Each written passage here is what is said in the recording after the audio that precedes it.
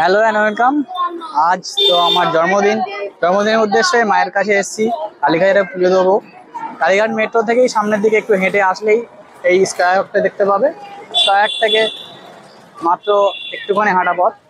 চলো আজ যাওয়া যাক। নিউ গড়িয়া মেট্রো স্টেশন অথবা কবি সুভাষ মেট্রো স্টেশন থেকে কালীঘাট সময় লাগে মাত্র 30 মিনিট এবং ভাড়া মাত্র 20 টাকা। বিকালের সময় থাকার কারণে মেট্রো ছিল সম্পূর্ণ ফাঁকা। বিকাল 4টা থেকে মন্দির খোলা হয়। এছাড়া আপনারা যদি হাওড়া থেকে আসতে চান, হাওড়া থেকে ডাইরেক্ট কালীঘাটের বাস রয়েছে। 30 থেকে 35 মিনিটের মধ্যে আমাদের এই ঠিক মেন রোডের পাশেই আপনাকে নামিয়ে দেবে। সেখান থেকে স্কাইওয়াক ধরে আপনারা চলে যেতে পারেন কালীঘাট মন্দিরে। এছাড়াও এসপ্ল্যানেড থেকে ডাইরেক্ট মেট্রো রয়েছে কালীঘাট, সেভাবেও আসতে পারেন।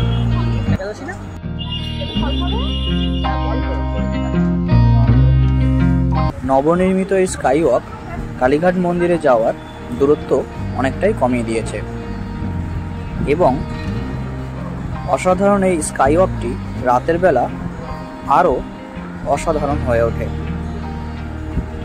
অবশেষে আমরা কিন্তু পৌঁছে গেছি মন্দিরের কাছাকাছি।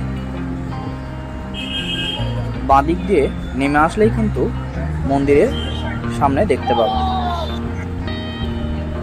মন্দিরে ঢোকার পূর্বে রয়েছে অসংখ্য দোকান। এছাড়াও মন্দিরের ভেতরেও ফুলমালা আপনারা কিনতে পারবেন। মন্দির বন্ধ হয়ে যাওয়ার পর আপনারা ভিআইপি দর্শনও করতে পারেন। 50 টাকা থেকে এখানে ডালা শুরু। বহু দোকান রয়েছে। যে কোনো দোকানে জুতো এবং ব্যাগ বাইরে রেখে আপনারা প্রবেশ করতে পারেন ডালা নিয়ে ভেতরে।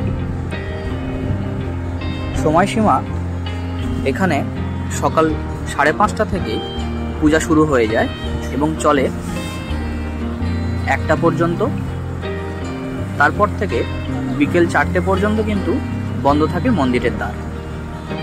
4টের পর থেকে আবার কিন্তু পূজা শুরু হয় সন্ধে 8টা, 8:30 পর্যন্ত। এর মাঝে 4 নম্বর গেটে আপনারা গেলে পেয়ে যাবেন 3টের সময় ভোগ প্রসাদ। এইখানে 4 নম্বর গেটে 3টের সময় লাইনে দাঁড়ালে আপনারা পেয়ে যাবেন মায়ের ভোগ প্রসাদ। সেখানে পোলাও, আলুর দম এবং পায়েস থাকে। এছাড়াও যদি প্রসাদ আপনারা নিতে চান তাহলে আগে থাকতে নাম্বারে ফোন করে বুক করতে হবে। 600 টাকা এবং 1200 টাকার বিনিময়ে মায়ের পায়ের প্রসাদ, মাছ, মাংস এগুলো আপনারা কিনতে পারবেন। 4টে থেকে মন্দিরের দ্বার দেখতে পাচ্ছেন খুলে দিয়েছে। বিকালে তুলনামূলক শনিবার থাকা সত্ত্বেও ভিড় কম ছিল। এছাড়া আপনারা এরকম পান্ডা ধরেও পুজো দিতে পারেন। 100 টাকা চার্জ করে। কোনো রকম পান্ডা বা পুরোহিত ধরতে যাবেন না। একটু কষ্ট করে লাইনে দাঁড়িয়ে পুজো দেওয়ার চেষ্টা করবেন, কেননা অনেক পান্ডা এরকম লাইনেই দাঁড়িয়ে আপনাকে পুজো করিয়ে দেবে।